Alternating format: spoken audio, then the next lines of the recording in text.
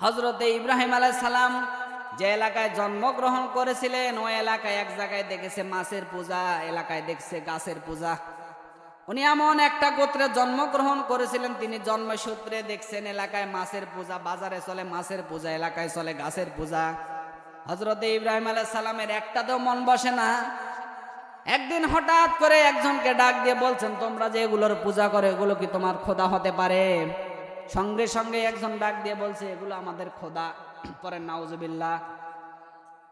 হযরতে ইব্রাহিম আলাইহিস সালাম এবার নিজের মনের সঙ্গে কথোপকথন করলেন। বিশ্বাস করেন এগুলো কোরআনে কারিমে সূরা আনামের ৭৬ নম্বর আয়াত থেকে একদম ৭৬ নম্বর আয়াত ৭৭, ৭৮, ৬৯ পর্যন্ত আল্লাহ স্টেপ বাই স্টেপ জানিয়ে দিচ্ছেন। আল্লাহ রাব্বুল আলামিন ডাক দিয়ে বলছেন, ইব্রাহিম আলাইহিস সালামের এই কথোপকথন এত পছন্দনীয় হয়েছে, এই আয়াত নাজিল করেছে যে হে নবী, পৃথিবীর মানুষ যখন নিজে বিভ্রান্তির মধ্যে পড়বে আমি কোন দলে যাব, ওরা যেন নিজের বিবেক নামের আদালতকে জিজ্ঞাসা করে।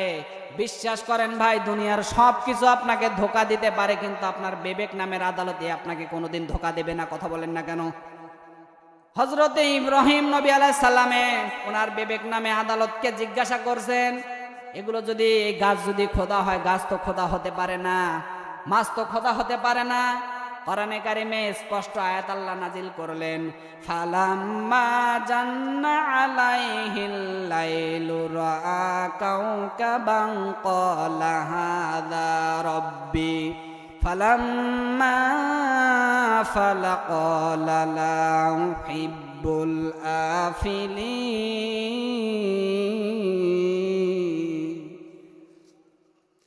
আল্লাহ রাব্বুল আলামিন ডাক দিয়ে বলছেন, হে নবী, হযরত ইব্রাহিম আলাইহিস সালাম রাতের আধারে দেখলেন আকাশের মধ্যে ধ্রুব তারা, সবাই এগুলোর পূজা করছে। হযরত ইব্রাহিম আলাইহিস সালাম দাঁড়িয়ে দেখছেন সবাই পূজা করছে। উনি মনে মনে চিন্তা করছে, এগুলো মনে হয় আমার খোদা হতে পারে। সঙ্গে সঙ্গে নিজের বিবেক নামের আদালতকে জিজ্ঞাসা করছে, ধরে নিলাম এটা আমার খোদা, দেখি আমার খোদা আমাকে কতক্ষণ পাহারা দিতে পারে। এখানে একটা শিক্ষণীয় বিশাল পয়েন্ট আছে ভাই, আপনি বের করে নেন। উনি যখন ডাক দিয়ে বললেন এগুলো আমার খোদা, উনি মুখ দিয়ে স্বীকার করলেন যে এগুলো আমার খোদা হতে পারে। যখন এই আকাশের তারা যখন আস্তে করে ডুবে চলে যাচ্ছে, তিনি ডাক দিয়ে বলছেন, না এগুলো আমার খোদা হতে পারে না। পড়েন সুবহানাল্লাহ। এর পরের দিন আবার তিনি দেখলেন এই তারা ডুবে যাওয়ার সঙ্গে সঙ্গে তিনি আকাশের মধ্যে দেখলেন বিশাল আকৃতির চাঁদ। আসলে তারার থেকে চাঁদ অনেক বড় দেখা যায় না এখানে। সঙ্গে সঙ্গে তিনি বললেন, না তারা তো ছোট জিনিস, এটা আমার খোদা হতে পারে না, আমার খোদা হলে হবে মনে হয় এই চাঁদটা। উনি নিজের মনের সঙ্গে কিভাবে কথোপকথন করছেন দেখেন। যখন তিনি আবার ঘোষণা দিলেন, না এগুলো আমার খোদা হতে পারে, এই চাঁদটাই আমার খোদা হবে, কারণ চাঁদটা চাঁদের এই তারার চাইতে অনেক বড়। একটু পরে যখন সুফে সাদেকের সময় এই চাঁদ ডুবে চলে যাচ্ছে, উনি ডাক দিয়ে বলছেন, না এটা আমার খোদা না, এটা হুদা, কারণ আমার খোদা আমাকে ছেড়ে চলে গেলে হবে? বলেন, তাহলে আমার খোদা আমাকে ছেড়ে গেলে হবে না? না, এগুলো একটাও আমার খোদা হতে পারে না। সঙ্গে সঙ্গে তিনি আবার কোরআনে কারিমে স্পষ্ট বর্ণনা আছে, ফালাম্মা রা'আশ-শামসা বাযিগাতান ক্বালা হাযা রাব্বি হাযা আকবার ফালাম্মা ফালাত ক্বালা ইয়া কওমি ইন্নী বারিউম মিম্মা তুশরিকুন। জোরে বলেন আল্লাহু আকবার। উনি যখন তাকিয়ে দেখলেন, নাই তারা আমার খোদা হতে পারে না, এই চাঁদ আমার খোদা হতে পারে না, তিনি দেখলেন সকালবেলা পূর্ব দিগন্তর থেকে দ্বিপ্রহরের সূর্যটা গগন বিতারী তাপ দিয়ে গোটা বিশ্বটাকে আলোকিত করে জানান দিয়ে যখন সূর্যটা উঠলো, তিনি সঙ্গে সঙ্গে ডাক দিয়ে বললেন, না এটা আমার খোদা হাযা আকবার, এই খোদাটা অনেক বড়। তিনি ডাক দিয়ে বলছেন, হাযা আকবার, এই খোদা অনেক বড়, কারণ এটা আমার খোদা। চাঁদের থেকে চারার থেকে সূর্য অনেক বড় দেখা যায় কি যায় না বলেন? যখন দেখলেন আবার এই দ্বিপ্রহরের সূর্যটা গগন বিতারী তাপ দিয়ে গোটা বিশ্বটাকে আলোকিত করে জানান দিয়ে আবার পশ্চিম দিকে যখন ডুবে যায়, ইব্রাহিম আলাইহিস সালাম আবার বিপদে পড়ে যাচ্ছে। উনি ডাক দিয়ে বলছেন, না এগুলো তো আমার খোদা হতে পারে না। সঙ্গে সঙ্গে তিনি ঘোষণা দিলেন, ইন্নী ওয়াজহাতু ওয়াজহিয়া লিল্লাযী ফাতারাস সামাওয়াতি ওয়াল আরদা হানিফা ওয়া মা আনা মিনাল মুশরিকিন। আমি এগুলো একটার পূজা করি না, একটাকেও আমি খোদা দাবি করি না, একটাকেও আমি খোদা মানি না। আমার খোদা একজন আছে, যিনি তারাকে সৃষ্টি করেছেন, যিনি চাঁদকে সৃষ্টি করেছেন, যিনি সূর্যকে সৃষ্টি করেছেন, গোটা বিশ্বটাকে এত সুন্দরভাবে চালাচ্ছেন, তিনি আমার খোদা। বলেন সুবহানাল্লাহ। আল্লাহকে পাইনি কিন্তু আল্লাহকে দেখেনি কিন্তু আল্লাহর সন্ধান পেয়ে গেছে। কথা বলেন না কেন? হযরত ইব্রাহিম আলাইহিস সালামের জীবনী আমি পড়ে দেখেছি, অনেক বড় লম্বা ঘটনা। হযরত ইব্রাহিম আলাইহিস সালাম নিজের মনের সঙ্গে কথোপকথন করেছেন। তিনি এলাকার লোকদের সঙ্গে কি কথা বলেছেন আল্লাহর কোরআনে আছে। তিনি এলাকায় দেখেছেন যখন মূর্তির পূজা, তিনি মূর্তির সঙ্গেও কথোপকথন করছেন। কথা বলেন না কেন? আল্লাহর কোরআন সাক্ষী, যেখানে তিনি কথা বলেছেন ওই কথাগুলো আল্লাহ কোরআনে ইন্ডিকেট করে দিয়েছেন। কারণ বিপদ আসবে, মুমিন জীবনে বিপদ আসবে। মুমিন যদি ধৈর্য ধারণ করতে পারে, অবশ্যই ওই মুমিন ওই বিপদ থেকে উদ্ধার হতে পারবে। কথা বলেন না কেন? ও বাংলার মুসলমান, খেয়াল রাখবা, শুধুমাত্র দুনিয়ার মানুষ যদি নিজের বানানো কোনো কথা দিয়ে পৃথিবীতে শান্তি দিতে পারেনি, কেউ পারবে না। পারবে? পৃথিবীর মানুষকে আল্লাহ শান্তি দেওয়ার একচ্ছত্র মালিকানা আমার আল্লাহ দিয়েছে কোরআনকে। আপনি যদি কোরআনের কাছে আসতে পারেন, বসতে পারেন, অবশ্যই আপনি শান্তি পাবেন। আর যদি না আসেন, আপনি কিয়ামত পর্যন্ত এখানে শান্তি পাবেন না। কথা বলেন না কেন? পৃথিবীর ময়দানে আল্লাহ রাব্বুল আলামিন জানাচ্ছেন যে, হে নবী, আপনার রবের বরত্বের ঘোষণা দেন।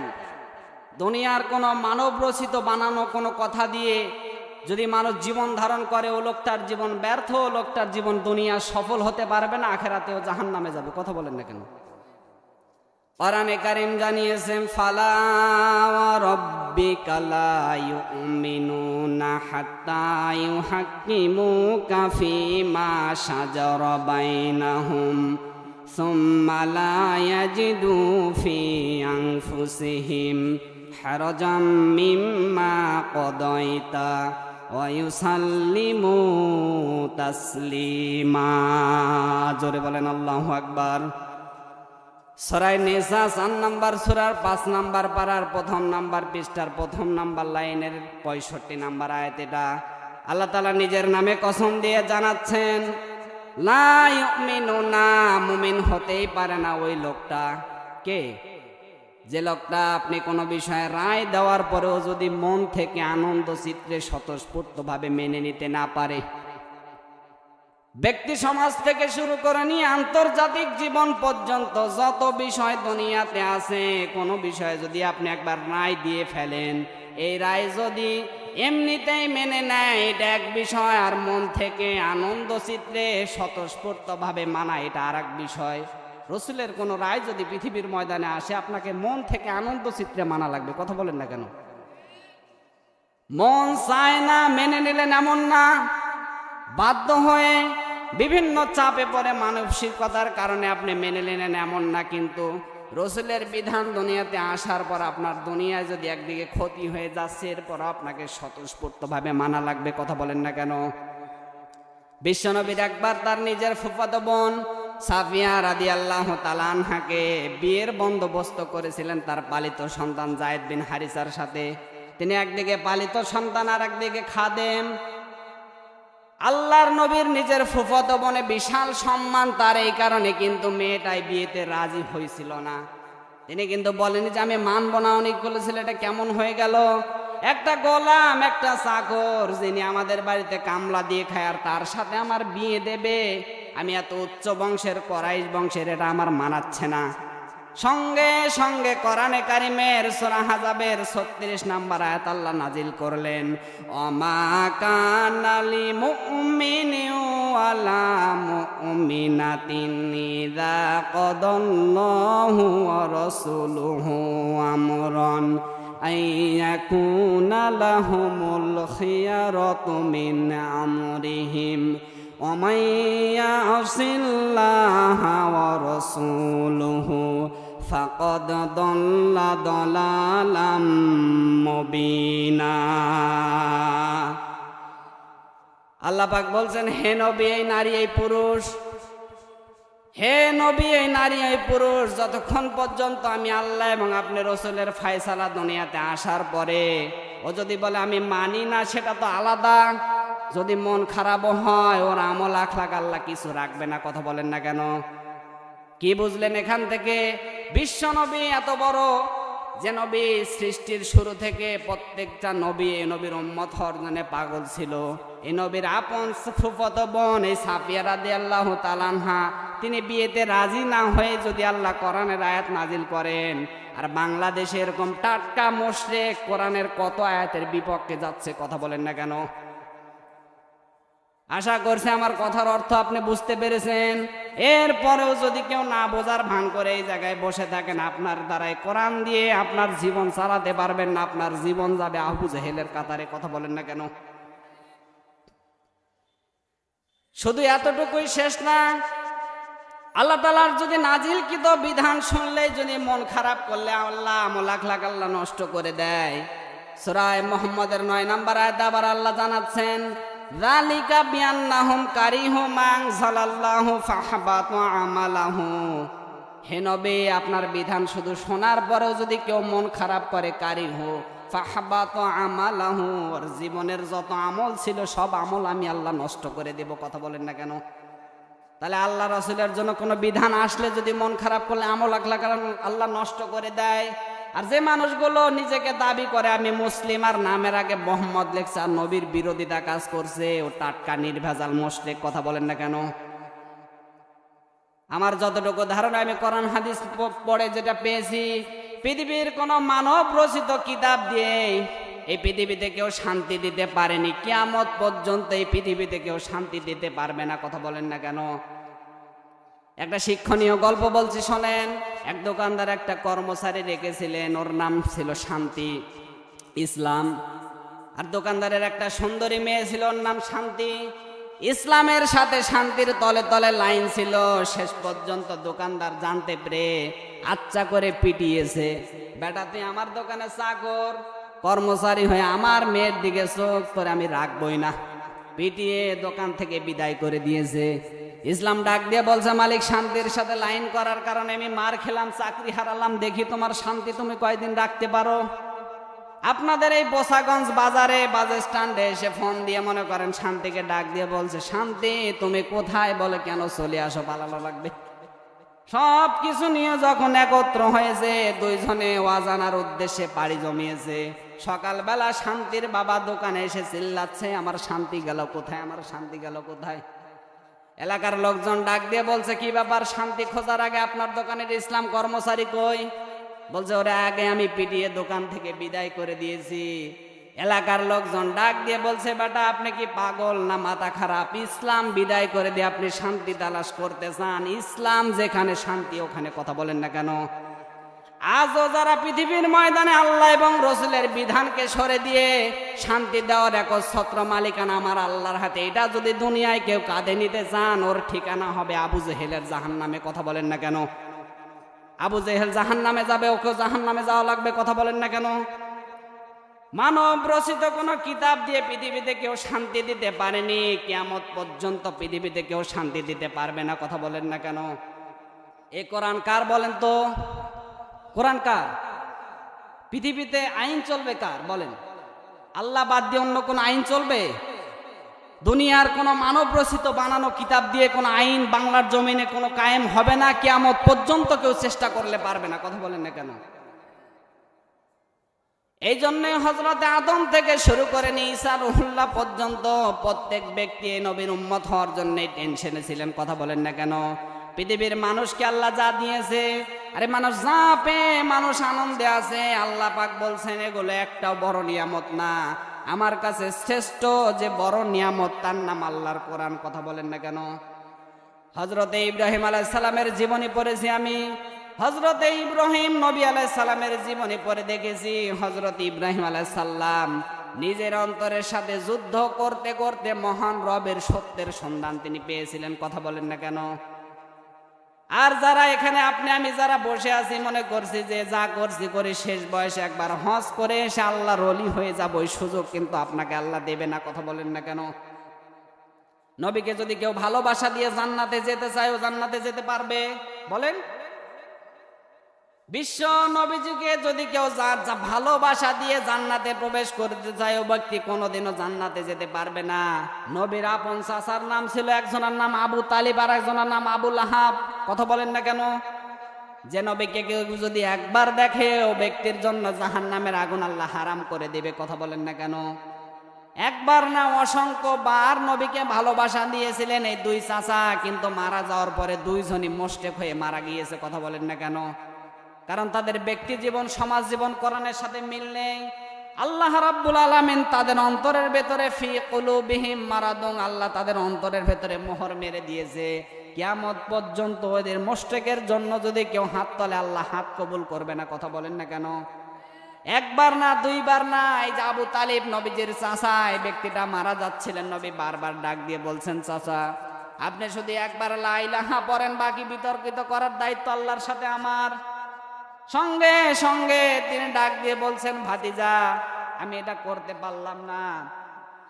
কেন পারলেন না? তিনি করতে হিসাব করেন, কারণ হেদায়েত দেওয়ার একচ্ছত্র মালিকানা কার হাতে? বলেন।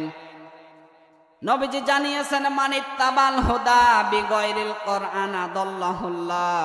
কোরআন বাদ দিয়ে যদি কেউ হেদায়েতের জায়গায় যায়, খেয়াল করেন একটু, মানিত্তাবাল হুদা বিগয়রিল কোরআন আদাল্লাহুল্লাহ। কোরআন বাদ দিয়ে যদি কেউ হেদায়েত পাওয়ার জন্য কোন জায়গায় হাঁটে, আল্লাহ পাক তাকে হেদায়েতের রাস্তা থেকে ছিটকে ফেলে দেয়। কথা বলেন না কেন? আদাল্লাহুল্লাহ এখানে গেল না, আল্লাহ এখানে নবীজি আদাল্লাহ শব্দ ব্যবহার করছেন, দল্লা না। দল্লা বা আদুল্লু যদি নবীজি দিতেন, আপনি আমি নিজে ওই রাস্তা থেকে ছিটকে পড়ে যেতাম, এরকম অর্থ আসতো। আদাল্লাহ শব্দের বাংলা অর্থ দ্বারাই কেউ ভালো হওয়ার নিয়তে কোনো জায়গায় যায়, কিন্তু ওই দলে কোরআন থাকে না, কোরআনের কোনো নিয়ম নীতি থাকে না। দেখবেন যে ব্যক্তিটা ওই জায়গায় ভালো হওয়ার নিয়তে যায়, ওরা আরো গোমরা হয়। কথা বলেন না কেন? তার বাস্তব প্রমাণে বাংলাদেশে 48,000-এর উপরে পীরের দরবার, হাতে গোনা অল্প কয়েকটা বাদ দিয়ে প্রত্যেকটা পীরের দরবারে দেখবেন হাতে গোনা অল্প কয়েকটা বাদ দিয়ে যারা থাকে, এরা সবগুলো গাঁজাখোর। কথা বলেন না কেন? তাহলে নবীজির হাদিস কি মিথ্যা? নবীজির হাদিস কিন্তু মিথ্যা হতে পারে না। এখানে নবীজি জানিয়েছেন আল্লাহ নিজে তাদেরকে গোমরা বানাবে। তার বাস্তব প্রমাণ এই যে নবীর আপন চাচা আবু তালিব। কথা বলেন না কেন? তিনি যখন ইন্তেকাল করছিলেন, ওই সময় ইন্তেকালের সময় নবীজি যখন বারবার দোয়া করলেন, দোয়া কবুল হচ্ছে না। নবীজি আবার হাত উঠাচ্ছেন, তার জন্য দোয়া করছেন। মারা যাওয়ার পরে একবার না, দুইবার না, অসংখ্যবার হাত উঠেছেন। জিবরাইল আমিন এসে ডাক দিয়ে বলছেন, ইয়া রাসূলুল্লাহ কার জন্য আপনি হাত তোলেন? নবীজি ডাক দিয়ে বলছেন, এটা আমার চাচা অনেক কষ্টে আমাকে মানুষ করেছে, আমার বাবার ভালোবাসাটা অপূর্ণতা ছিল, পূর্ণতা করে দিয়েছে। সঙ্গে সঙ্গে জিবরাইল আমিন ডাক দিয়ে বলছে, এটা আপনার চাচা, আল্লাহ ভালো জানে, কিন্তু এটা বেটা মুশরিক। ও শুধু আপনাকে ভালোবেসেছিল, কোনোদিন অনুসরণ করেনি। যারাই নবীকে ভালোবাসবেন, পূর্ণাঙ্গ ভালোবাসা দিতে হবে, সেটা পাশাপাশি অনুসরণের মাধ্যমে। কথা বলেন না কেন? উনি যখনই বলেছেন এই বেটা তো মুশরিক, ওর জন্য আপনি দোয়া করলে দোয়া কবুল হবে না, আল্লাহ রাব্বুল আলামিন সহ্য না করতে পেরে কোরআনের আয়াত নাজিল করলেন, মা কানা লিন নাবি ওয়াল্লাযিনা আমানু আয়াস্তাগফিরু লিল মুশরিকিন। জোরে বলেন আল্লাহু আকবার। আল্লাহ রাব্বুল আলামিন ডাক দিয়ে বলছেন, হে নবী, শুধু আপনার চাচা না, এরকম কিয়ামত পর্যন্ত যত মুশরিক মারা যাবে, মুশরিকের জন্য যদি কেউ দোয়া করে, আমি আল্লাহর দরবারে ওর দোয়া কবুল হবে না। কথা বলেন না কেন? আর বাংলাদেশে টাটকা নির্ভেজাল মুশরিক পরে মারা যায়, আমরা জানাজা করা দূরের কথা, মনে হয় জান্নাতে দিয়ে আসছে, মনে হয় জান্নাত ওর বাবার। কথা বলেন না কেন? আরে ভাই, যে লোকটার পেছনে আপনি হাঁটছেন, ওর ক্রেডিট সম্বন্ধে আপনি একটু দেখেন তো, ওর পরিবার, ওর সমাজনীতি, রাষ্ট্রনীতি আল্লাহর কোরআনের সাথে মিল আছে কিনা? ভাই সাউন্ডটা একটু ঠিক করেন। আল্লাহর কোরআনের সাথে মিল আছে কিনা? আল্লাহর কোরআনের সাথে মিল আছে কিনা আপনি দেখেন তো। তার জীবন, আল্লাহর নবীজির যে আদর্শ আছে, নবীজির আদর্শ পূর্ণাঙ্গ জীবন ব্যবস্থা আপনাকে মানা লাগবে, মাস্ট বি। কোরআনে কারিমে আল্লাহ রাব্বুল আলামিন জানাচ্ছেন, লাকাদ কানা লাকুম ফি রাসূলিল্লাহি উসওয়াতুন হাসানা। অবশ্যই আমি উত্তম মুহূর্ত আদর্শ লুকিয়ে রেখেছি আমি রাসূলুল্লাহর জীবনে। কার জীবনে বলেন? রাসূলুল্লাহর জীবনে উত্তম আদর্শ আছে। আল্লাহ রসুলের জীবনে যে উত্তম আদর্শ আছে এটার প্রমাণ তো এই আয়াত থেকে পেলেন। শুধু রাসূলুল্লাহকে ভালোবাসলে হবে না, যদি ভালোবাসা দিয়ে জান্নাতে কেউ যায় তাহলে নবীর আপন চাচা দুইজন আগে জান্নাতে যাবে। কথা বলেন না কেন? যদি কেউ ভালোবাসা দিয়ে জান্নাতে যায় ওরা দুইজন আগে যাবে, কিন্তু দেখেন তো অপর পৃষ্ঠায় নিজের আপন চাচা আবু লাহাব, ওর নামে আল্লাহ একটা পুরা কোরআনে সূরা নাজিল করে দিয়েছে। কথা বলেন না কেন? এই জন্যই বলছিলাম যে রাসূলুল্লাহকে ভালোবাসা লাগবে, পূর্ণাঙ্গ জীবন ব্যবস্থায় মানা লাগবে রাসূলুল্লাহকে। রান্নাঘর থেকে শুরু করেন একদম রাষ্ট্র জীবন পর্যন্ত প্রত্যেকটা জায়গায় আমার রসুলকে শুধু ভালোবাসা দিলে হবে না, পাশাপাশি অনুসরণের মাধ্যমে ভালোবাসার প্রমাণ দেওয়া লাগবে। কথা বলেন না কেন? ও বাংলার মুসলমান, খেয়াল রাখবা যে নবী তায়েফের জমিনে মার খেয়েছেন আপনার আমার জন্য। দুনিয়াতে আদম থেকে শুরু করেন ঈসা রুহুল্লাহ পর্যন্ত, কিয়ামতের ওই কঠিন ময়দানে প্রত্যেকটা নবী তার টেনশনে থাকবে, কিন্তু সবাই ডাকবে ইয়া নাফসি ইয়া নাফসি। আর আমার আপনার দয়ার নবী তিনি এক বাক্যে উচ্চারণ করবে ইয়া হাবলি উম্মতি, আমার উম্মতের কি হবে, আমার উম্মতের কি হবে।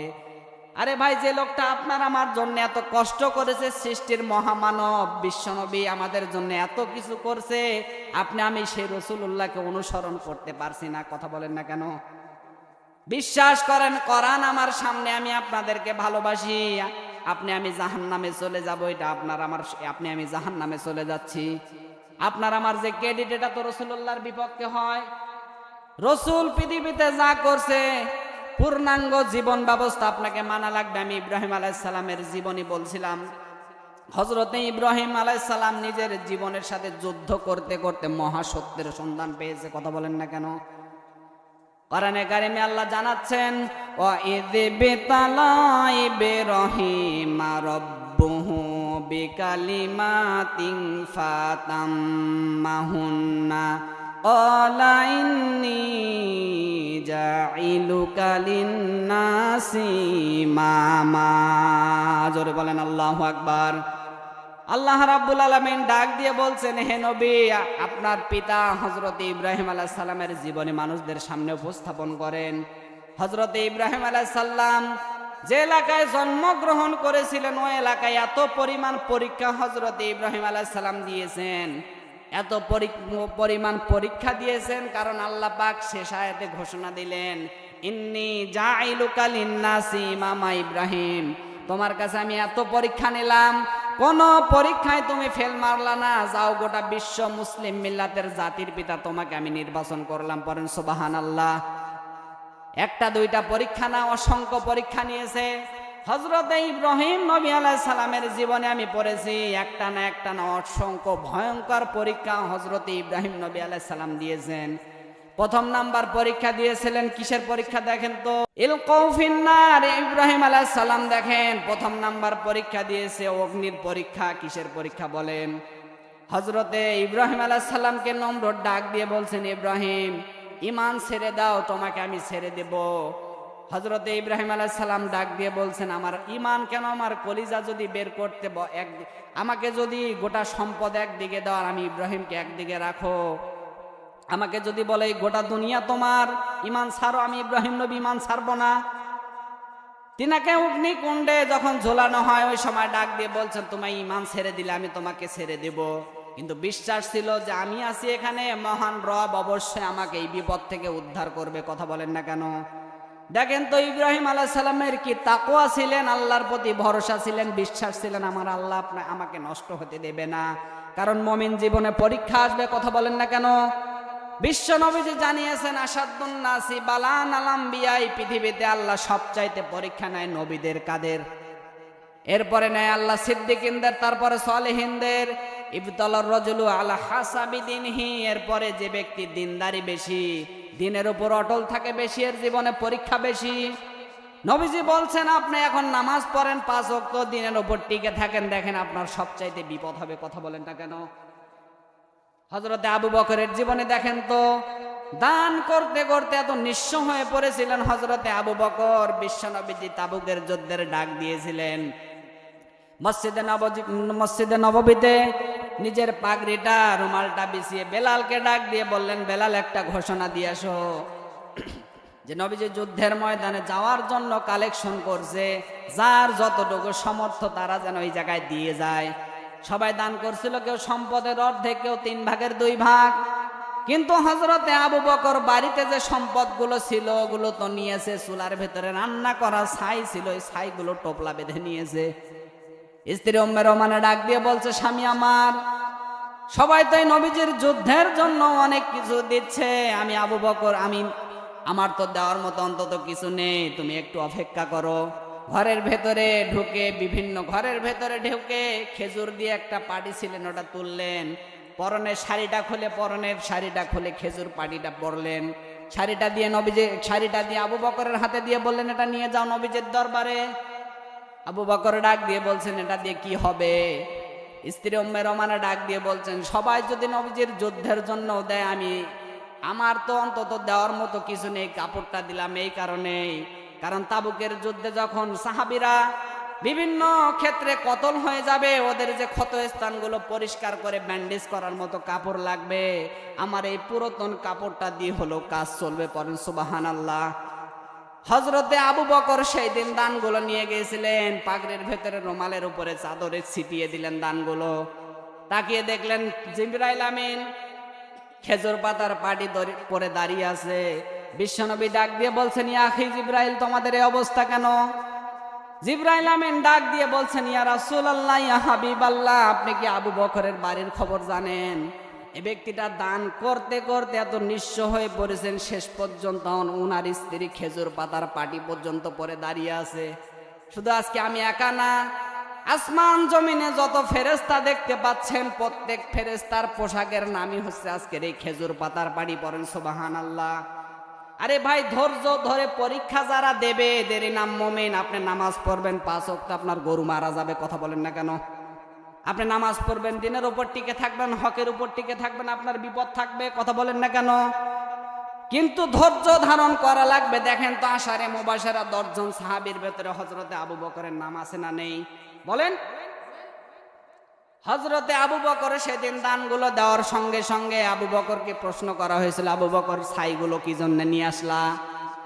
আবু বকর রাদিয়াল্লাহু তাআলা আনহু চোখের পানি ছেড়ে দিয়ে ডাক দিয়ে বলছেন, ইয়া রাসূলুল্লাহ, আমি আবু বকর আপনাকে এত মহব্বত করি, এত ভালোবাসি। যখন বেলাল ঘোষণা দিয়েছেন নবীজি যুদ্ধের ময়দানে যাওয়ার জন্য কালেকশন করছে, আমি আবু বকরের দেওয়ার মতো অন্তত কিছু নেই, কারণ আমি দান করতে করতে এত নিঃস্ব হয়ে পড়েছি। আমার শুধু শেষ সম্বল চুলার ভেতরে একটু রান্না করা ছাই ছিল, এই ছাইগুলো টোপলা বেঁধে নিয়েছি। এই কারণে নিয়েছি, কাফের মুশরিকদের সঙ্গে আমাদের যখন মারামারি হবে, কাটাকাটি হবে, ওই সময় আমি আবু বকরের তো তরবারি কেনার মতো সামর্থ্য নেই। আমি যদি এই ছাইগুলো নিয়ে যে কাফেরদের চোখে মেরে দিতে পারি, ওরা কতল হয়ে যাবে। পড়েন সুবহানাল্লাহ। সঙ্গে সঙ্গে নবীজি কেঁদে ফেললেন, ডাক দিয়ে বললেন, আবু বকর, তুমি এত কষ্টে আছো, এরপর আল্লাহর রাস্তায় দান করা তুমি ছাড়নি। আমি নবীজি ঘোষণা দিলাম, আল্লাহর রাস্তাটা এমন রাস্তা, কেউ যদি 1 টাকা দেয়, 1 টাকা থেকে 1 টাকা থেকে 60 টাকা হবে। কেউ যদি 100 টাকা দান করে আল্লাহর রাস্তায় 700 টাকা হবে। কথা বলেন না কেন? হযরতে বেলাল রাদিয়াল্লাহু তাআলা আনহুর পরনে লুঙ্গি ছিল শুধুমাত্র, এরপরও বিশ্বনবী ডাক দিয়ে বলছেন, আনফিকিয়া বেলাল, তুমি আল্লাহর রাস্তায় দান করবা। আল্লাহর ধনভাণ্ডারে কমতি আছে? বলেন। বিশ্বাস করেন, আপনি যতই কষ্টে থাকেন না কেন, আপনি পরীক্ষা যদি দিতে পারেন, অবশ্যই আপনি ওই পরীক্ষায় সফলতার সাথে উত্তীর্ণ হবেন। কথা বলেন না কেন? হযরতে ইব্রাহিম আলাইহিস সালামের কথা বলছিলাম, উনি 1ম নাম্বার পরীক্ষা দিয়েছিলেন, কি বলেন তো? ইমানের পরীক্ষা আল্লাহ তাকে পাশ করে নিলেন। কথা বলেন না কেন? এরপরে 2 নাম্বার পরীক্ষা নিলেন আল্লাহ। হযরতে ইব্রাহিম আলাইহিস সালামের বিবাহের প্রায় হাদিসের মধ্যে আসে 83 বছর পর তিনার একটা ফুটফুটে সন্তান জন্ম নিয়েছে। কত বছর পরে? আপনার আমার ধৈর্য থাকতো, এ বাংলাদেশে দেখেছি সম্মানিত মা বোন যারা এসেছেন বিভিন্ন মাজারে বিভিন্ন হুজুরের পানি পড়া নিয়ে থাকেন, বিভিন্ন হসপিটালে যান, আল্লাহর প্রতি কোনো বিশ্বাস নাই, ডাক্তারের প্রতি বিশ্বাস, কথা বলেন না কেন?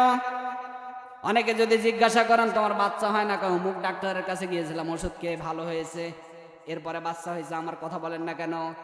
বিশ্বাস করেন আপনি সরাসরি শিরিক করতেছেন আল্লাহর সাথে, কারণ বাচ্চা দেওয়ার একচ্ছত্র মালিকানা আমার আল্লাহর, পৃথিবীর কোনো মানুষের হাতে এটা দেয়নি, কথা বলেন না কেন? চাইতে হবে আল্লাহর কাছে। হযরত ইব্রাহিম আলাইহিস সালামকে যদি 80 বছর পরে একটা বাচ্চা দিতে পারে, তা আপনার আমার কি হয়েছে বলেন তো? আপনি আমি তো আল্লাহর দরবারে কবুলই হতে পারেনি, বাচ্চা দেবে কোন কারণে? 80-83 বছর পরে একটা মাত্র কলিজার টুকরা ফুটফুটে সন্তান, এরপর আল্লাহর পক্ষ থেকে অর্ডার আসলো। হযরত ইব্রাহিম আলাইহিস সালামকে ডাক দিয়ে বললেন, ইব্রাহিম দেখি আমার হৃদয় তোমার জায়গা কতটুকু, যাও তোমার কলিজার টুকরা ফুটফুটে সন্তান আর বিবি হাজরা আলাইহিস সালামকে মক্কার ধুধু প্রান্তরে ফেলে দিয়ে আসবা। যে জায়গায় কোনো মানুষ থাকবে না, জনমানব শূন্য কেউ থাকবে না, ওই জায়গায় তুমি স্ত্রী আর সন্তানকে ফেলে দিয়ে আসবা, দেখে আমার হৃদয়ে তোমার ভালোবাসা কতটুকু। আল্লাহ রাব্বুল আলামিন শুধু বলতে দেরি করছেন, হযরত ইব্রাহিম আলাইহিস সালাম ফেলে দিয়ে আসতে দেরি করেননি। এতটুকুই কি শেষ করেছেন? বাচ্চার স্ত্রী ওখানে থাকার পরে বাচ্চা পানি পানি করে চিৎকার করছিলেন। সে সময় যারা কাবা শরীফে হজ করতে গিয়েছেন তারা দেখতে পারবেন, যারা হজ করতে গিয়েছেন তারা দেখতে পারবেন, এ পানি পানি করে চিৎকার করছে বিবি হাজরা আলাইহিস সালাম। একবার তিনি পানি পানি করে চিৎকার করে, একবার তিনি সাফা পাহাড়ে দৌড়ায়, একদিকে মারোয়া পাহাড়ে দৌড়ায়, এভাবে 7 বার ওই জায়গায় বিবি হাজরা আলাইহিস সালাম দৌড়াদৌড়ি করলেন। আরশের উপর থেকে আল্লাহ পাক এই দৃশ্য দেখলেন এত সুন্দরভাবে, আরশের উপর থেকে আল্লাহ রাব্বুল আলামিন এত সুন্দরভাবে এই দৃশ্যটা দেখে আল্লাহর কাছে এত পছন্দনীয় হইলেন এই মহিলার দৌড়াদৌড়ি। আল্লাহ পাক কিয়ামত পর্যন্ত এই মহিলার দৌড়াদৌড়িকে ওয়াজিব করে দিয়েছে, কথা বলেন না কেন? যারা মক্কা মদিনায় হজ করতে যায় দেখবেন এই সাফা পারোয়ার, এই সাফার মারোয়া পাহাড়ে দৌড়াদৌড়ি না করলে ব্যক্তির হজ হবে না, কথা বলেন না কেন? এত বরকতের ফ্যামিলি, যেই জায়গায় হাত লাগিয়েছে সেখানে বরকত, যেই জায়গায় পা লাগিয়েছে ওই জায়গায় আল্লাহ বরকতে ভরপুর করে দিয়েছে, কথা বলেন না কেন? কিন্তু পরীক্ষা প্রথমে দিয়েছে ইমানের পরীক্ষা, সন্তানকে জবাইয়ের পরীক্ষা, কথা বলেন না কেন? এরপরে আল্লাহ বরকত আর বরকত দিয়ে দিয়েছে, ওনার ছেলের পা যেখানে লাগছে ওই জায়গা হয়ে গেছে জমজমের কূপ, কথা বলেন না কেন? এত বরকতের ফ্যামিলি। আপনি বিশ্বাস করেন ভাই, পরীক্ষা যদি আল্লাহর রাস্তা থেকে আপনার কাছে আসে, অবশ্যই আপনাকে ধৈর্য ধরে আল্লাহর কাছে কেঁদে কেঁদে হইলো আপনাকে পরীক্ষা দিতে হবে। পরীক্ষা দিলেই আপনি ওই পরীক্ষায় সফলতা উত্তীর্ণ হবেন, কথা বলেন না কেন?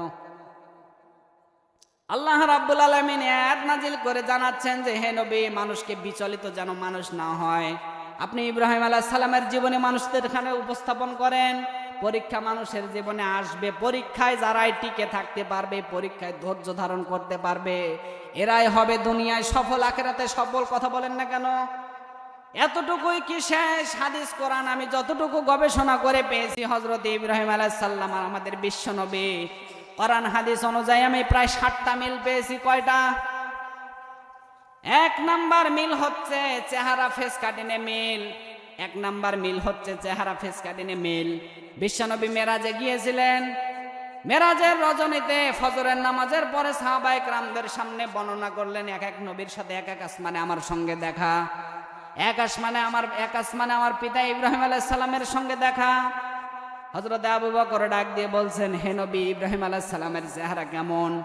সঙ্গে সঙ্গে নবীজি ডাক দিয়ে বললেন, আমি নবীকে দেখা যেমন আমার পিতা হযরত ইব্রাহিম আলাইহিস সালামকে দেখা হুবহু ওরকম, কথা বলেন না কেন? এরপরে 2 নাম্বার মিল হচ্ছে 2 নবীর ক্ষেত্রে আল্লাহ কোরআনে উসওয়াতুন হাসানা শব্দ ব্যবহার করেছেন। হযরতে ইব্রাহিম আলাইহিস সালামের ক্ষেত্রে বলছেন উত্তম আদর্শ, আমাদের নবীর বিষয়ে বলছেন উত্তম আদর্শ, কথা বলেন না কেন?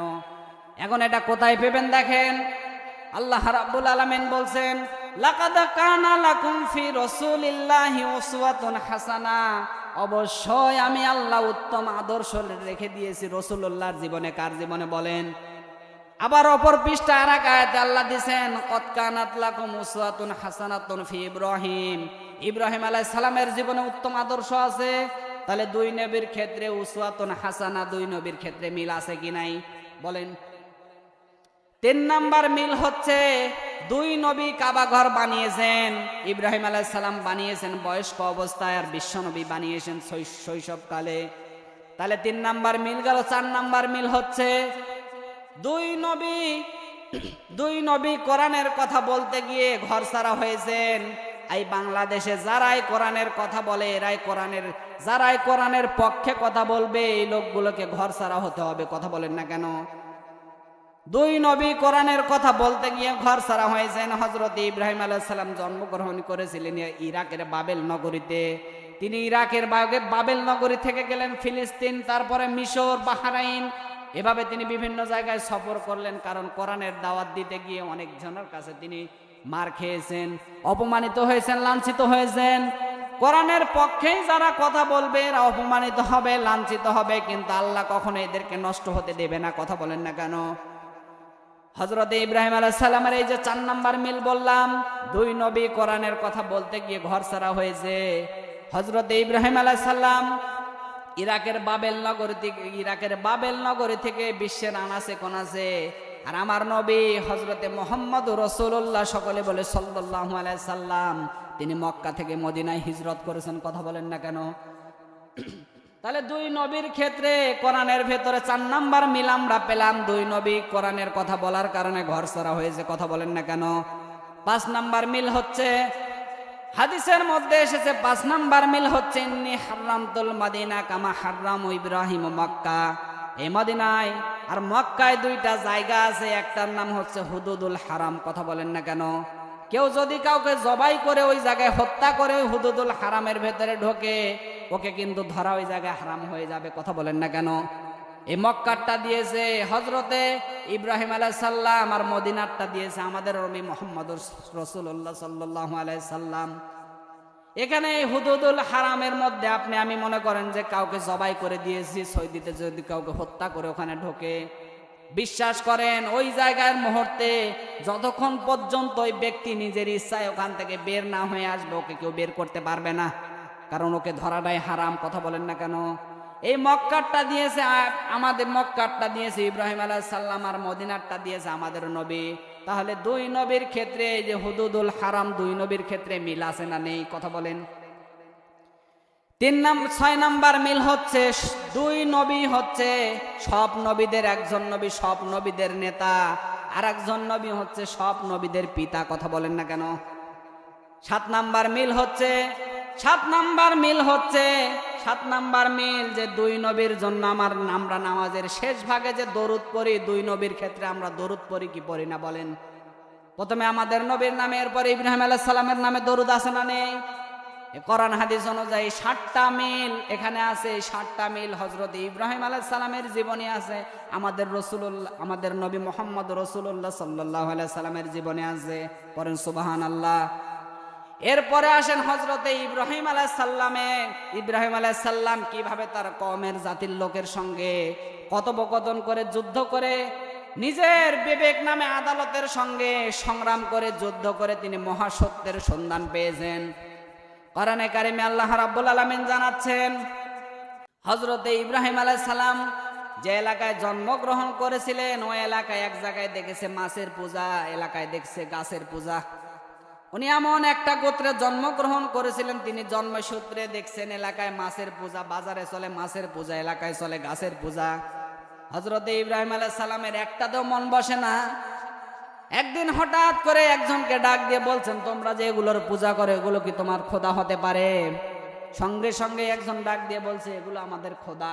পরে নাউজুবিল্লাহ। হযরতে ইব্রাহিম আলাইহিস সালাম এবার নিজের মনের সঙ্গে কথোপকথন করলেন। বিশ্বাস করেন এগুলো কোরআনে কারিমে সূরা আনামের 76 নাম্বার আয়াত থেকে একদম 76 নাম্বার আয়াত, 77, 78, 69 পর্যন্ত আল্লাহ স্টেপ বাই স্টেপ জানিয়ে দিচ্ছেন। আল্লাহ রাব্বুল আলামিন ডাক দিয়ে বলছেন, ইব্রাহিম আলাইহিস সালামের এই কথোপকথন এত পছন্দনীয় হয়েছে, এই আয়াত নাজিল করেছে যে, হে নবী, পৃথিবীর মানুষ যখন নিজে বিভ্রান্তির মধ্যে পড়বে, আমি কোন দলে যাব? ওরা যেন নিজের বিবেক নামের আদালতকে জিজ্ঞাসা করে। বিশ্বাস করেন ভাই, দুনিয়ার সব কিছু আপনাকে ধোঁকা দিতে পারে, কিন্তু আপনার বিবেক নামের আদালতে আপনাকে কোনোদিন ধোঁকা দেবে না। কথা বলেন না কেন? হযরতে ইব্রাহিম নবী আলাইহিস সালামে ওনার বিবেক নামে আদালতকে জিজ্ঞাসা করছেন, এগুলো যদি এই গাছ যদি খোদা হয়, গাছ তো খোদা হতে পারে না, মাছ তো খোদা হতে পারে না। কোরআনে কারিমে স্পষ্ট আয়াত আল্লাহ নাজিল করলেন, ফালাম্মা জান্না আলাইহিল লাইলু রাআ কাওকাবান ক্বালা হাযা রাব্বি ফালাম্মা আফালা ক্বালা লা উহিব্বুল আফিলিন।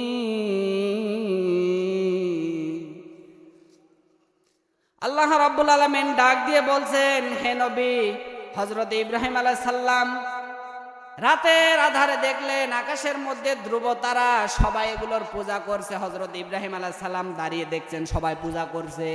উনি মনে মনে চিন্তা করছে, এগুলো মনে হয় আমার খোদা হতে পারে। সঙ্গে সঙ্গে নিজের বিবেক নামের আদালতকে জিজ্ঞাসা করছে, ধরে নিলাম এটা আমার খোদা, দেখি আমার খোদা আমাকে কতক্ষণ পাহারা দিতে পারে। এখানে একটা শিক্ষণীয় বিশাল পয়েন্ট আছে ভাই, আপনি বের করে নেন। উনি যখন ডাক দিয়ে বললেন এগুলো আমার খোদা, উনি মুখ দিয়ে স্বীকার করলেন যে এগুলো আমার খোদা হতে পারে। যখন এই আকাশের তারা যখন আস্তে করে ডুবে চলে যাচ্ছে, তিনি ডাক দিয়ে বলছেন, না, এগুলো আমার খোদা হতে পারে না। পড়েন সুবহানাল্লাহ। এর পরের দিন আবার তিনি দেখলেন এই তারা ডুবে যাওয়ার সঙ্গে সঙ্গে তিনি আকাশের মধ্যে দেখলেন বিশাল আকৃতির চাঁদ। আসলে তারার থেকে চাঁদ অনেক বড় দেখা যায় না এখানে। সঙ্গে সঙ্গে তিনি বললেন, না, তারা তো ছোট জিনিস, এটা আমার খোদা হতে পারে না, আমার খোদা হলে হবে মনে হয় এই চাঁদটা। উনি নিজের মনের সঙ্গে কিভাবে কথোপকথন করছেন দেখেন।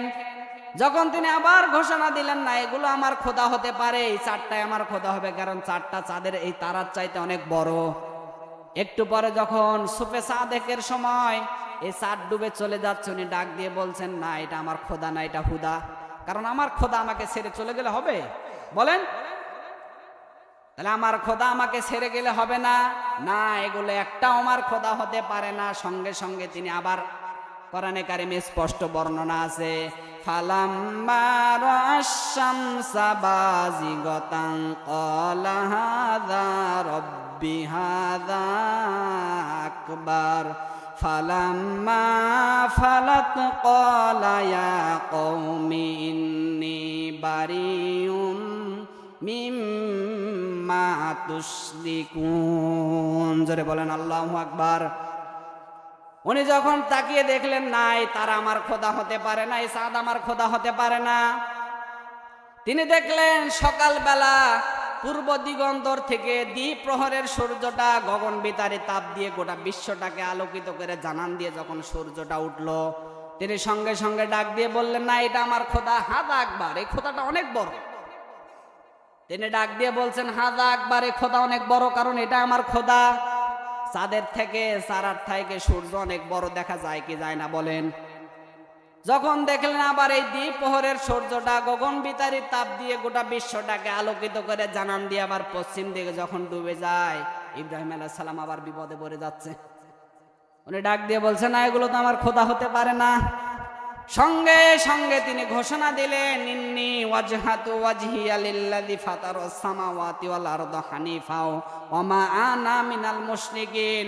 আমি এগুলো একটার পূজা করি না, একটাকেও আমি খোদা দাবি করি না, একটাকেও আমি খোদা মানি না। আমার খোদা একজন আছে, যিনি তারাকে সৃষ্টি করেছেন, যিনি চাঁদকে সৃষ্টি করেছেন, যিনি সূর্যকে সৃষ্টি করেছেন, গোটা বিশ্বটাকে এত সুন্দরভাবে চালাচ্ছেন, তিনি আমার খোদা। বলেন সুবহানাল্লাহ। আল্লাহকে পাইনি কিন্তু আল্লাহকে দেখেনি কিন্তু আল্লাহর সন্ধান পেয়ে গেছে। কথা বলেন না কেন? হযরত ইব্রাহিম আলাইহিস সালামের জীবনী আমি পড়ে দেখেছি, অনেক বড় লম্বা ঘটনা। হযরত ইব্রাহিম আলাইহিস সালাম নিজের মনের সঙ্গে কথোপকথন করেছেন। তিনি এলাকার লোকদের সঙ্গে কি কথা বলেছেন আল্লাহর কোরআনে আছে। তিনি এলাকায় দেখেছেন যখন মূর্তির পূজা, তিনি মূর্তির সঙ্গেও কথোপকথন করছেন। কথা বলেন না কেন?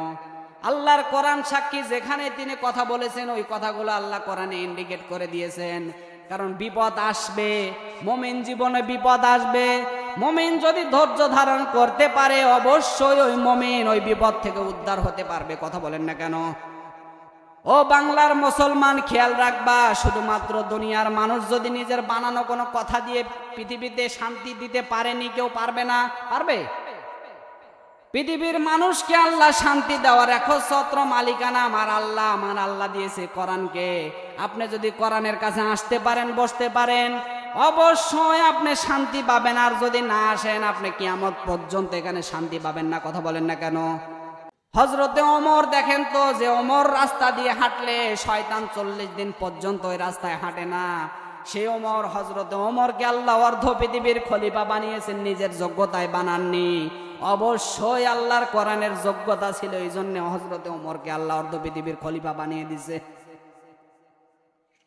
শুধুমাত্র নিজের আখের গোছাবেন আর বলবেন যে না, শেষ বয়সে একবার হজ করে এসে আল্লাহর ওলি হয়ে যাব, এই সুযোগ কিন্তু আপনাকে আল্লাহ দেবে না। আল্লাহ রাব্বুল আলামিন বলছেন তওবা করার সময় এখনই, এই মুহূর্তে তওবা করবেন। ওয়ানিবু ইলা রাব্বিকুম, তোমার রবের দিকে তোমাকে ফিরে আসা লাগবে। আল্লাহর বিধান জানার পরে তোমাকে আত্মসমর্পণ করা লাগবে। আর বাংলাদেশে তো আমরা আত্মসমর্পণ দূরের কথা, শয়তান চিন্তা করে আল্লাহ তোমার আমাকে শয়তান বলো, আমারে শয়তান বানিয়েছো কোন কায়দায়? আপনার আমার যে ক্রেডিট, শয়তান দূর থেকে হাসের আল্লাহকে বলে আমাকে শয়তান বলো কোন কারণে? এর মতো শয়তান যদি এই বোসাগঞ্জে একজন থাকে, আমার মতো শয়তানকে 40 দিনে এলাকায় না আসলেও চলবে। কথা বলেন না কেন? এরকম শয়তান মার্কা মানুষ আছে না, যারা দেখবেন খেয়ে দে কোনো কাজ নেই, এর সমালোচনা, এর গীবত, এর পরনিন্দা করে ওরা সারা দিনটা কাটিয়ে ফেলে। কথা বলেন না কেন? যারা এটা করছেন বিশ্বাস করেন কিয়ামতের দিন আপনার আকৃতি থাকবে না, আপনার আকৃতি চেঞ্জ হয়ে যাবে। কিয়ামতের ওই কঠিন ময়দানে আল্লাহ রাব্বুল আলামিন প্রত্যেকটা ব্যক্তির পাপের চিহ্ন তার চেহারার আকৃতিতে ফুটিয়ে তুলবে। আপনি আমি তো বলবো না, কারণ আমরা বনি আদম জাত, আমরা খাই আর ভুলে যাই। কথা বলেন না কেন? মুসলমান কিন্তু খাওয়ার পাগল সব জায়গায়, যেখানে খাওয়া ওই জায়গায় মুসলমান। দুই দে খাওয়া, মিলাদে খাওয়া, যদি মসজিদে খিচুড়ি থাকে দেখবেন যারা সুন্নত পড়ানো আগে সুন্নত পড়ে। কথা বলেন না কেন? এই যে খাওয়া, যে মুসলমান পাগল দেখেন তো, এক ইহুদি আর এক খ্রিস্টান আর এক মুসলমান দোস্তি করেছে, 3 জন মিলে প্রতিমধ্যে যাত্রা করবে সফরে।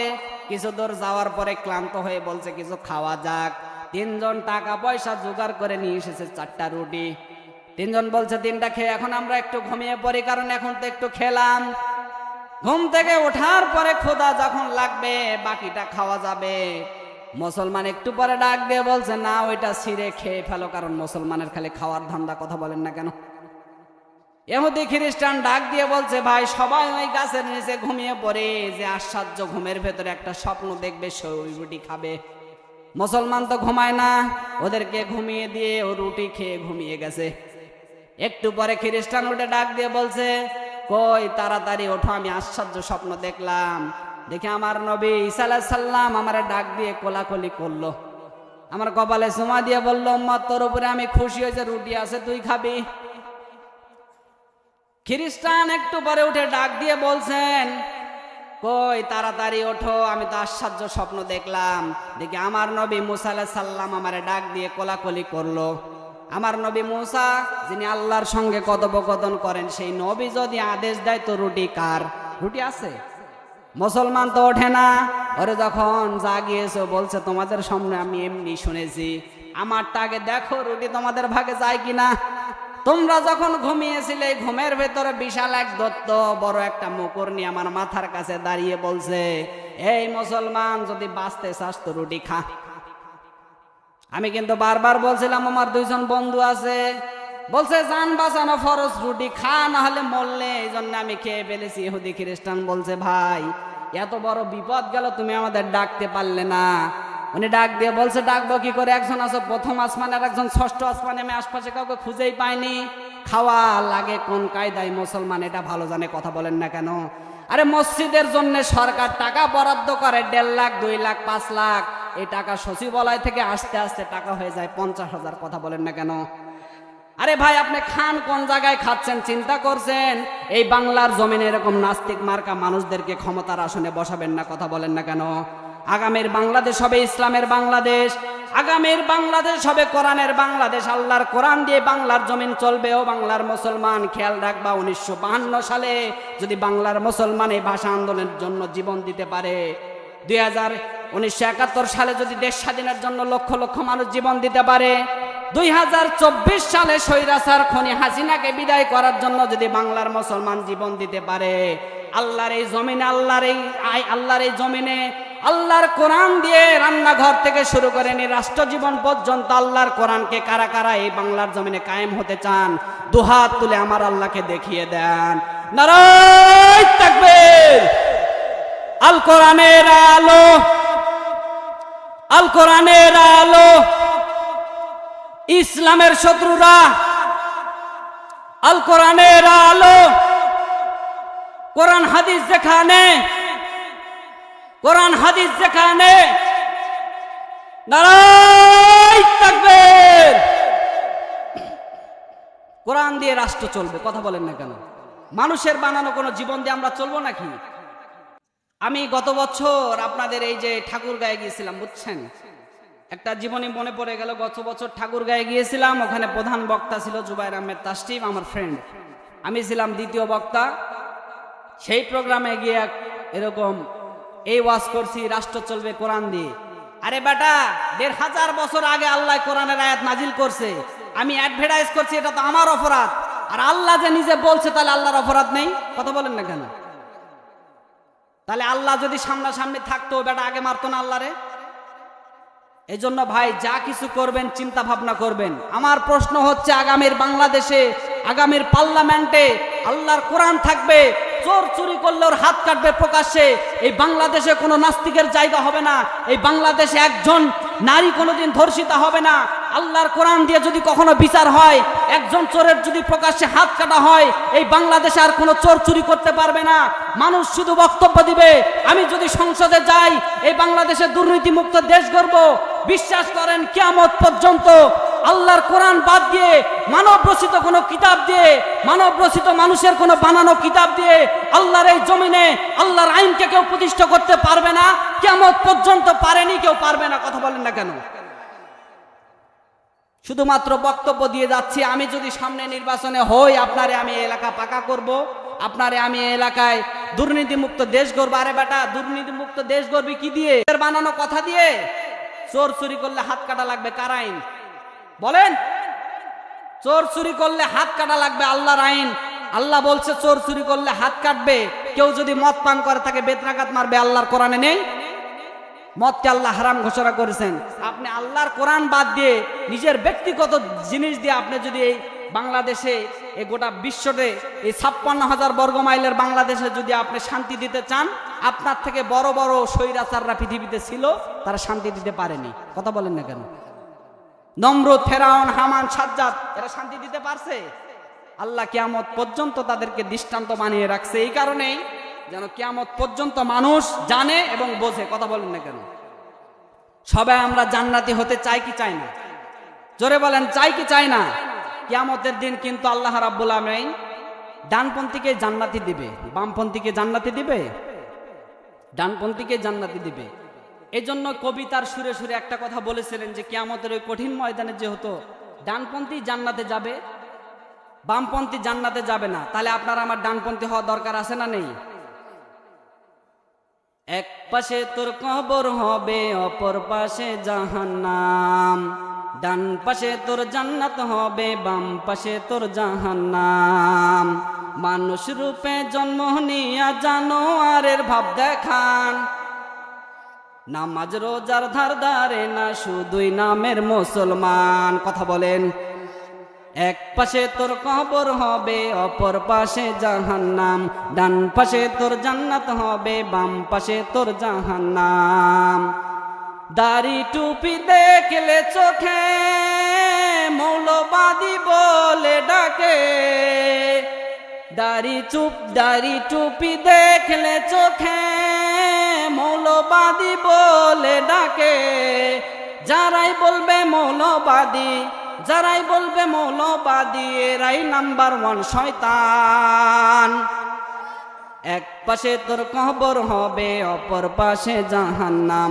ডান পাশে তোর জান্নাত হবে, বাম পাশে তোর জাহান্নাম। ভাই একটু বলা যায় না জোরে জোরে? এক পাশে তোর কবর হবে, অপর পাশে জাহান্নাম। ডান পাশে তোর জান্নাত হবে, বাম পাশে তোর জাহান্নাম।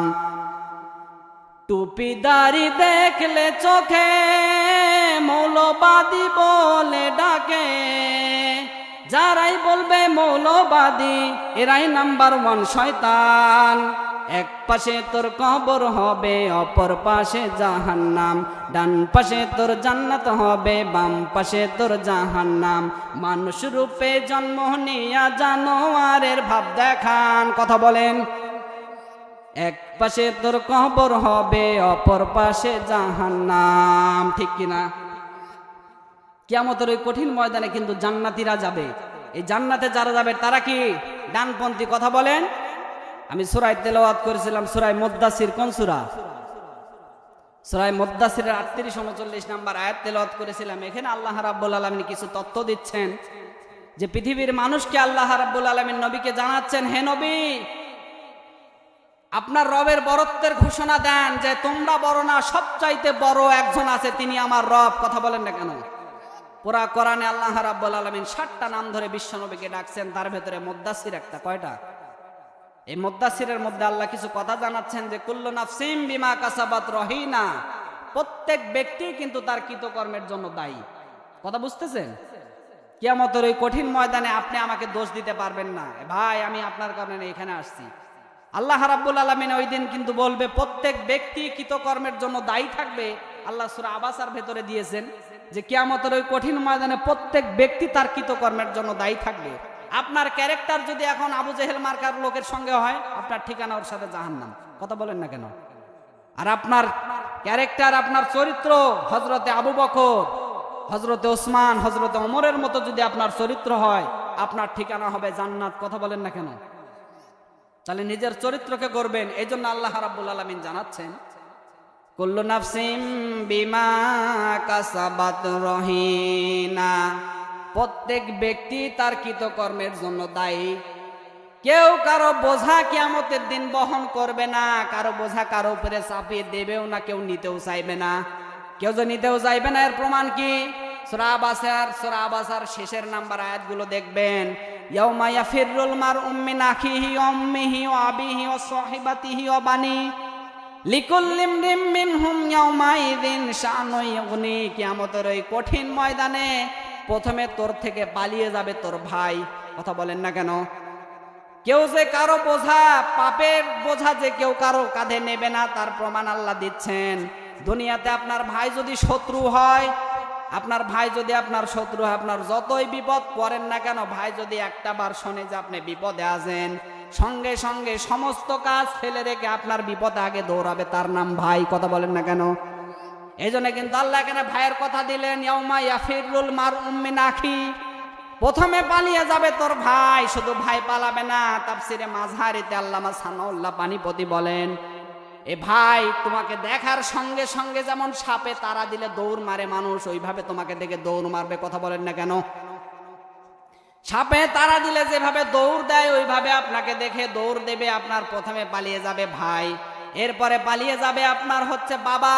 শুধু বাবা পালাবে না, বাবা পালাবে না, শুধু বাবা পালিয়ে যাবে না। নারায়ে তাকবীর। প্রধান বক্তার আগমন, প্রধান বক্তার আগমন। মাহফিল কমিটির পক্ষ থেকে প্রধান বক্তার আগমন। নারায়ে তাকবীর। তো যে কথা বলছিলাম যে প্রথমে পালিয়ে যাবে বাবা, ভাই, এরপরে বাবা। শুধু বাবা পালাবে না, এরপরে পালিয়ে যাবে তোমার মা। সম্মানিত মা বোন যারা এসেছে, খেয়াল করে শুনবেন, মা কেন পালাবে? একটা মায়ের পা ধরে একটা সন্তান 500 বছর পর্যন্ত অপেক্ষায় থাকবে যে একটা মাত্র নেকি হলে আমি জান্নাতে যেতে পারি। মা বলবে দুনিয়া আমার বিয়ে হয়নি, সন্তান হয়েছে কোথা থেকে? যেই মা শুধুমাত্র আমার হাতের একটা আঙ্গুল কেটে গেলে মা ঠিক থাকতে পারে না, ভিজা জায়গায় রাখলে আমার শুকনা জায়গায় রাখে, সেই মা কিয়ামতের ওই কঠিন ময়দানে আপনাকে বলবে দুনিয়া আমার বিয়ে হয়নি, আমি সন্তান জন্ম দিয়েছি কোথা থেকে? আপনি টের পাচ্ছেন আপনার ঠিকানা আমার ঠিকানা কই হবে? যাদের পিছনে হাঁটছেন এখন কিছু ভণ্ড পীর বের হয়েছে, এরা ডাক দিয়ে বলছেন আমার দরবারে মুরিদ হলে তোরে জান্নাতে নিয়ে যাব। আরে ভাই, জান্নাতে যদি নিয়ে যায়, এই বাবা মা যদি এরাই পালায়, পীর তো আগে ডাক দিয়ে বলবে আমি দুনিয়ায় পীর সাহেবই ছিলাম না, কথা বলেন না কেন? এরপরে বাবা পালাবে, মা পালাবে, সন্তান পালাবে, ভাই পালাবে, তারপরে বন্ধু পালাবে, শেষ নাম্বারে পালাবে দুনিয়ায় যাকে তুমি নেতা হিসাবে নির্বাচন করবা, ওই নেতা তোমার থেকে পালিয়ে যাবে, কথা বলেন না কেন? বিশ্বাস করেন, আমার বাবার বানানো কোনো কথা বলছি না, এটা ডাইরেক্ট কোরআনের আয়াত। আপনি যদি বিশ্বাস করেন, অন্তর থেকে বিশ্বাস করতে পারেন, এই আবাসা থেকে সূরা আবাসার এই মূল শিক্ষাগুলো নেন। ভাই যদি আপনার থেকে পালায়, বাবা যদি পালায়, মা যদি পালায়, সন্তান যদি পালায়, তাহলে আপনি যাদের জন্য উপার্জন করছেন এদেরকে খাইয়ে কোনো লাভ আছে? আপনার আমল নামা আপনি বাড়ান, আমল করেন, কথা বলেন না কেন? আপনারা যারা ঘোরাফেরা করতেছেন, ভাই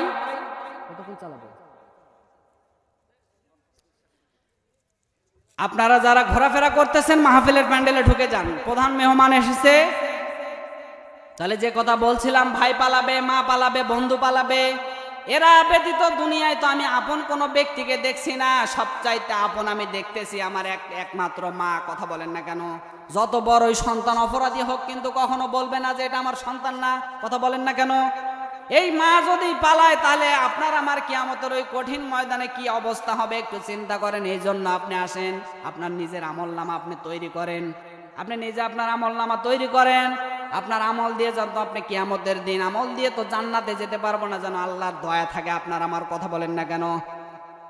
ও বাংলার মুসলমান, খেয়াল রাখবা, আল্লাহর এই জমিনে যদি কেউ আল্লাহর দিনকে প্রতিষ্ঠা করার জন্য কখনো যুদ্ধ করে, সংগ্রাম করে, লড়াই করে, ওই ব্যক্তিরা যদি মারা যায়, ওর ঠিকানা হবে কি? জান্নাত, কথা বলেন না কেন? শহীদদের কাতারে দাঁড়াবে, কথা বলেন।